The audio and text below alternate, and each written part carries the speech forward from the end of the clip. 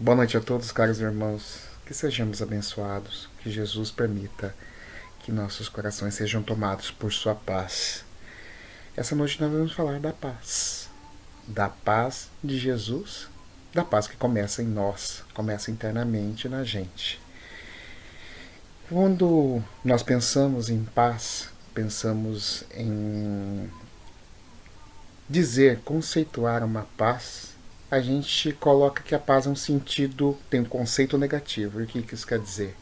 Que ela depende de outra coisa para existir a coisa inversa, né? A guerra, a instabilidade. Então, a paz começa com a instabilidade.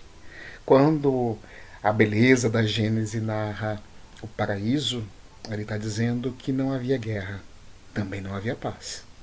Porque não há uma guerra para comparar, não há um momento de instabilidade para ser comparado. Né? Então, vivíamos nesse tipo de paz, nessa consideração de paz, que não é, só pode ser conceituada a partir do momento que nós temos o conflito.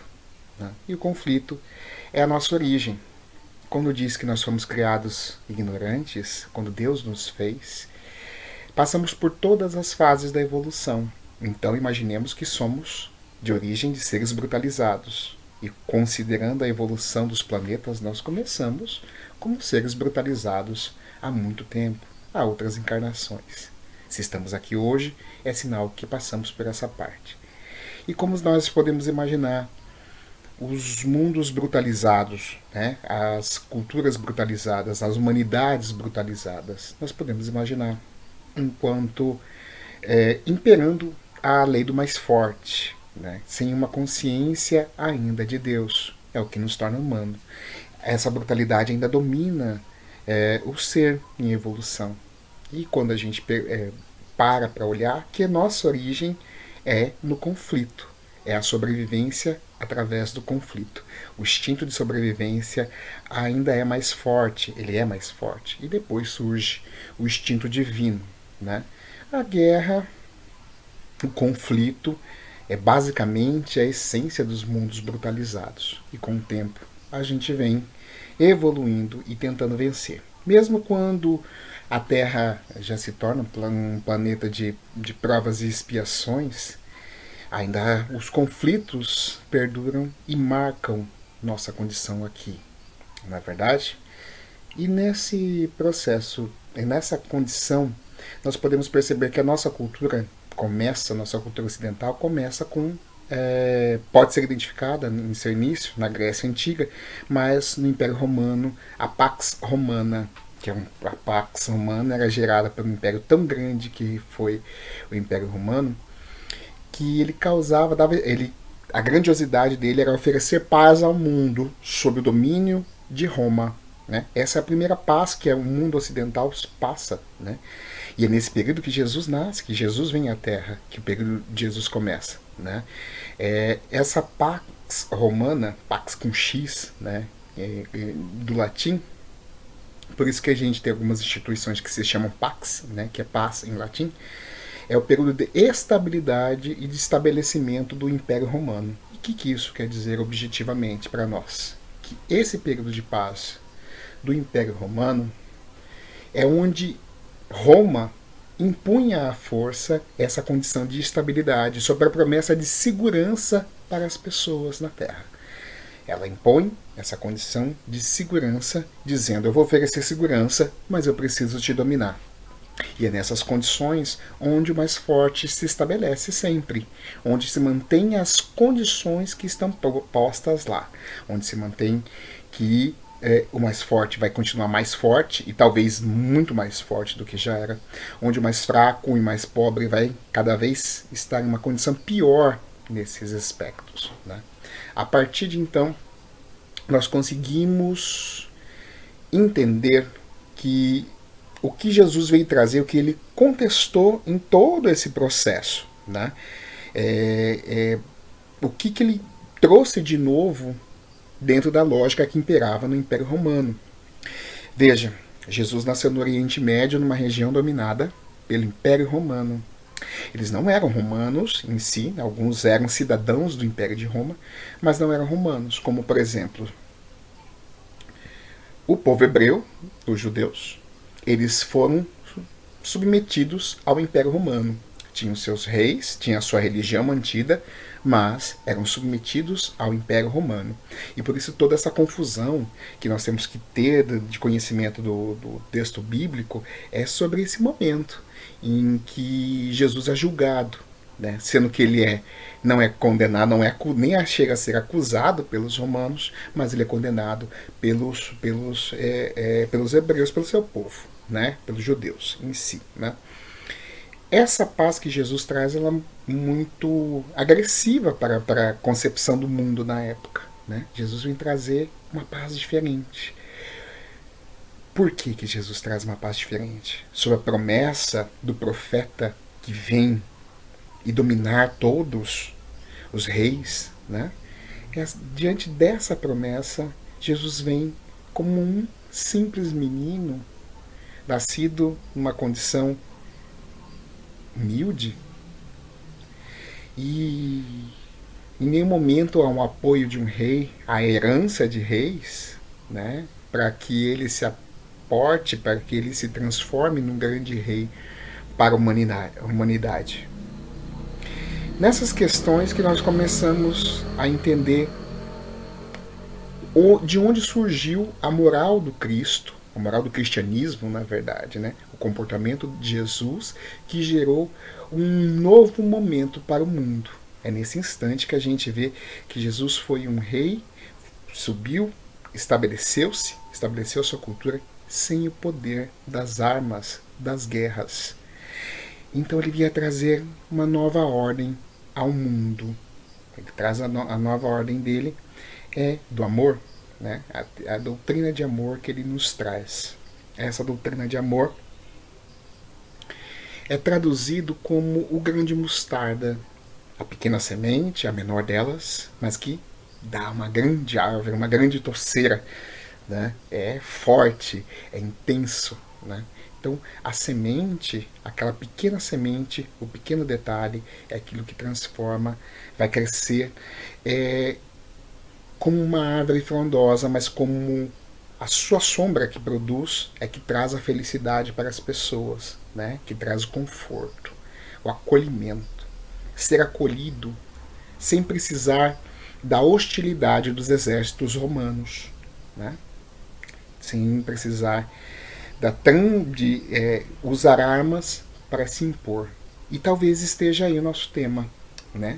Trabalhar como pode vir um grande Messias que não se impõe pela força e que não trabalha com a força, trabalha diretamente com a sua capacidade de tocar o outro, de transformar o outro, de acender a luz no outro. Quando nós olhamos para Jesus, diante de todo o poderio do povo hebreu, de toda a estrutura da religião, do Estado romano, eles enfrentaram os rabinos, enfrentar os príncipes do judaísmo e os centuriões e toda a estrutura de guerra do Império Romano, a gente consegue entender que ele tocou por dentro essas pessoas, ele fez ascender essas pessoas. Jesus, ele traz na mensagem que a transformação lá na cruz, né, vem de dentro para fora. E essa é a nossa paz, aquela que vem de dentro para fora. E por acaso o Império Romano, ou seja, qualquer outros períodos de pax que nós tivemos, como a britânica, depois da Revolução Industrial, ou a americana, nesse momento que nós vivemos, ela conseguiu transformar as pessoas pela força, pela sua imposição, grandiosidade? Não. Né? Ela transformou justamente pela sutileza de fazer o outro se conhecer, fazer o outro despertar em si a luz. O discurso de Jesus era novo para todas as culturas no mundo. Mesmo na Grécia Antiga, quando Paulo de Tarso vai tentar levar a mensagem do cristianismo para a Grécia, ele não é recebido. Ele foi talvez o pior lugar em que Paulo de Tarso tenha pregado, em que o cristianismo tenha tentado se firmar e não deu conta. Porque os gregos fixavam a sua cultura no saber, na consciência, e negavam a emoção, né? Então o cristianismo não teve lá os seus melhores campos. E na Roma beligerante, a Roma dos grandes exércitos, essa era a mensagem que Paulo de Tarso tentou levar a Roma e a transformar a capital do império. Mas só que isso só pôde acontecer quando o imperador Constantino assume o poder e transfere a capital para a Bizância, né? Que atualmente depois veio se chamar Constantinopla. E aí funda-se o Império Bizantino, a cultura bizantina, o cristianismo. Nesse momento, a mensagem de Jesus na Terra ela começa a ganhar um aspecto também de imposição, de tem que ser. Como surge com o Império Romano, o cristianismo se torna a religião oficial de Roma, esse Império Romano ele impõe a condição para serem cristãos, para as pessoas serem cristãos. E aí que o cristianismo também perde a essência da sua mensagem original, que é da mensagem de Jesus, que é a de transformação. Nunca foi imposto por Jesus. É dito a ele em todo momento que use dos seus poderes para transformar a sociedade. E o que eles recebem de resposta é o Cristo crucificado, se sacrificando e pedindo e lembrando que a mensagem é essa. Você não consegue transformar os outros, você não consegue implementar uma mensagem de amor, uma mensagem de paz diferente, que não seja pela transformação interna, aquela que começa com a vontade interna e se estende ao outro, enquanto ato, mas busca a iluminação do outro. Essa mensagem deixada por Jesus diante do seu sacrifício, diante da crucificação, nos remete a perceber que a força, a imposição nunca será. Nós, enquanto espíritas, nós conseguimos entender dessa forma por que a nossa religião ela não é proselitista, ela não quer que ninguém seja espírita forçadamente. Quer que as pessoas entendam o que é a doutrina e assumam um compromisso consigo mesma para desenvolver o trabalho dentro da nossa doutrina, dentro do movimento, quem sabe, né? Mas de toda forma, o mais importante é que a mensagem toque as pessoas e as transforme. Nesse aspecto, o olhar que Jesus tem sobre a humanidade, a vontade de carregar é de que jamais a força vai transformar alguém, mas sim a autoiluminação, o conhecimento. A mensagem da crucificação é a do sacrifício, é de fazer por si, modificar internamente, mesmo que isso nos custe muito, né, para que o outro siga como exemplo e como referência, jamais impondo a ninguém. O que forçarem, o inverso daquilo que da mensagem de Jesus traz, é a própria condenação deles pelos próprios religiosos, pelo seu próprio povo, pelos judeus que o condenaram e o sacrificaram. Quando você olha e quando você percebe que a força de manter os conceitos como eram no judaísmo fizeram que matassem Jesus, porque ele era um poder muito grande, um poder sublime muito grande, você entende que a força não toca a ninguém. Muito pelo contrário, é nesse momento do sacrifício é que se estabelece a moral do Cristo, sabendo que o sacrifício, de fato, é aquele que expôs a ignorância da força, né? Nossa questão da mensagem de Jesus para transformação, para a nossa autodominação, é essa, de nos tocar diante das questões da força. né? Um Messias que não agride, um Messias que não revida uma violência, um Messias que compreende e aceita o seu próprio sacrifício.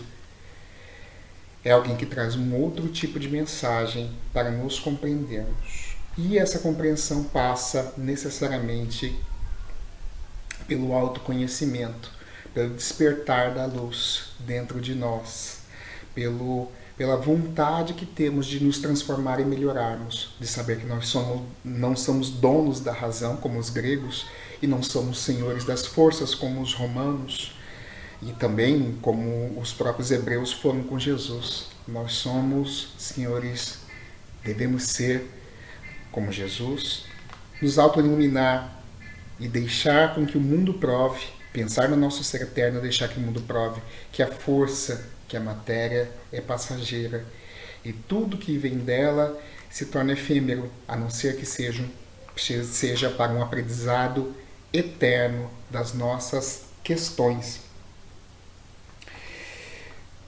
Quando a gente fala sobre cristianismo, quando a gente fala sobre uma questão, quando a gente fala sobre a mensagem que Jesus traz, a melhor mensagem, é a parábola do semeador. E ela é tão estruturante do cristianismo que ela está em 3 dos evangelhos e mais um apócrifo, né? Ela está em Mateus, em Lucas e em Marcos. E a narrativa é muito similar nos 3 evangelhos. E também ela está no evangelho apócrifo de Tomé. Apócrifo é aquele que não foi colocado dentro da Bíblia, do compêndio da Bíblia, né? E do evangelho em si, dos evangelhos, né? E quando a gente fala dessa parábola, a gente está dizendo aonde você está plantando a sua semente. Jesus plantou a semente, disse que plantou a semente dentro de nós, internamente, e fez com que a iluminação dele nos despertasse a nossa própria iluminação e fizesse brotar essa semente de mostarda, esse grão de mostarda dentro de nós. Na parábola do semeador, o semeador saiu a semear e jogou sementes, e nela caiu em 4 tipos de solo, né? Primeiro caiu pelo caminho, foram amassadas e os pássaros comeram, né? É aquela semente que nem caiu em solo, foi solta pelo caminho sem ter a mensagem completa. É a mensagem que chega sem estar completa, solta, sem uma estrutura, sem um convencimento em si, né? É a mensagem mal passada, mal dada, mal ensinada. E nós temos o solo rochoso, que é aquele que pouca terra em cima não se estabeleceu com raízes. É a mensagem que chega completa, ela se estabelece, mas ela não se finca, porque o solo não está preparado para recebê-la, para sustentá-la. E depois nós temos o solo de espinhos, onde as folhas foram sufocadas, né? As sementes foram sufocadas, as mudas, né? Brotou, mas sufocou. Quando se deixa desesperar e não tem fé, quando essa mensagem de Jesus perde para isso. Mas também caiu em boa terra, e cair em boa terra é nascer, é brotar, é crescer lindamente, né? É dar vazão e principalmente resignar em relação à mensagem, que nós temos que cumprir muito mais com a nossa missão de árvore, de frondosa, e crescer assim, e aceitar nossa missão eterna enquanto seres eternos, do que nos preocuparmos com a condição de matéria que temos aqui. Essa mensagem, essa parábola, a beleza dela, a simplicidade, ela curta, né? Ela é apresentada em poucos versículos, tanto nos 3 evangelhos, mas ela toca a nós pela forma com que disse que essa terra ela não há uma narrativa de agressividade. É uma planta que nasce da naturalidade de que a semente desperta dentro de nós. Nós somos o solo. Nós temos que nos preparar de diversas formas enquanto solo que somos Ou seja, nós precisamos nos rever a nossa condição, a nossa condição na Terra, né, para lidarmos com a mensagem que chega até nós. O que nós temos condições de fazer com a mensagem de Jesus, com a mensagem do cristianismo? O que nós temos condições de transformar em nós mesmos diante dessa mensagem? Saulo de Tarso sempre foi um espírito, uma luz no estabelecimento da moral do Cristo na Terra. E a própria história dele nos conta da sua grandeza, né? Para nós é provocante essa história iniciar com o poder que Paulo de Tarso exerceu sobre o cristianismo que surgia, e a perseguição com que ele fez, que ele usou da função e da inteligência para defender os seus valores, para defender a sua condição. E a tudo que parecia desprezível nos seus atos, a toda a sua agressividade, a imposição da moral judaica através da força, Paulo de Tarso foi visto como uma qualidade por Estevão. E Estevão é o transformador de Paulo de Tarso. É o que deu as iniciais, é o inicial momento para que Paulo de Tarso se transformasse. A própria vida dele, então, se transformou em uma referência para nós do que é a moral do Cristo. Se achas que, enquanto um rabino, um juiz poderoso pode condenar e prender, jamais o cristianismo vai se manter preso, porque ele é fluido. É a mesma coisa de cercar de grades a água. Né? Ela vaza pelas suas formas, né? Ela é fluida, como prender o ar que vaza pelas frestas. Né? É a vida de Paulo de Tarso, essa de levar com bastante dureza a moral do judaísmo e ser contestado a partir do momento que ele vê todo o amor dele exposto e transformado, que nos traz a referência do que é o cristianismo. Estevão vê em Paulo de Tarso a sua capacidade de transformação, a sua capacidade de defender o judaísmo, defender a sua religião como uma qualidade. Se ele faz isso com a moral dos judeus, imagine o que fará quando conhecer Jesus de fato. E Jesus se apresenta a Paulo de Tarso, transformando a sua condição de aquele que acusava no seu maior defensor, aquele que levou a mensagem e fez chegar a todos de alguma forma, né? Então, o que de transformação vem de quando Paulo usa a força para impor o judaísmo para os cristãos, obrigá-los a cumprir e a ser punido se não seguisse o judaísmo como ele se põe. E outra é quando ele carrega a fluidez do cristianismo, onde ele aprende com Jesus que o sacrifício é a melhor forma de lidar com esse momento. Que se dedicar e se transformar, mudar internamente, é a forma de levar paz ao mundo e a forma mais sincera e singela de levar a verdade ao mundo. Paulo de Tarso passou por uns momentos que nos faz olhar para o passado dele como algo necessário, de se passar como referência para nós. A isso nós somos gratos, a todo o sacrifício de Jesus e que Paulo fez por nós também, né? Se modificando, vencendo o orgulho, lutando, e nós precisamos nos espelhar e tentar mudar, crescer através da transformação. Uma lâmpada, ela ilumina o ambiente. E se ela ilumina, ela também pode prover a sombra. Toda vez que uma luz muito forte, como uma moral religiosa, se impõe, ela é como uma grande lâmpada, que faz com que as pessoas se tornem sombra. E tem um lado iluminado e tem um lado obscuro. A função nossa, enquanto cristãos, enquanto espírita, enquanto seguidores do Cristo, diretamente da sua moral original, é saber que nós não podemos apenas iluminar e tentar forçar com a nossa luz a transformação do outro. Nós temos que fazer com que o outro se ilumine, levar uma mensagem que agrada, uma mensagem que transforma de fato. E nós paramos para pensar sobre essas condições, para pensar quem nós somos nesse meio, nesse processo, o que nós fizemos nos nossos atos pequenos que transformou a vida das pessoas. É isso que nos fica enquanto mensagem.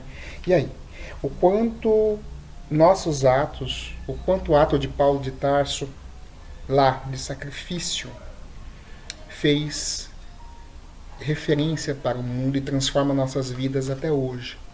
E primordialmente, o quanto o sacrifício de Jesus, a sua forma não agressiva, muito pelo contrário, pacífica de ser, transforma a gente até hoje.